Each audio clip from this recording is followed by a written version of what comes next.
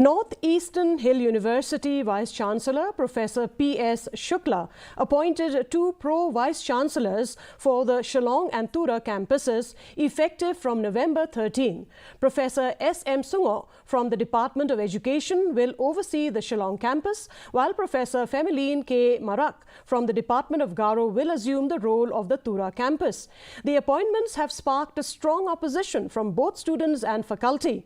The Nehu Teachers Association Nehu criticized the decision, calling it an inadequate response to the university's current challenges. Students have also voiced their concern, with many opposing the new appointments.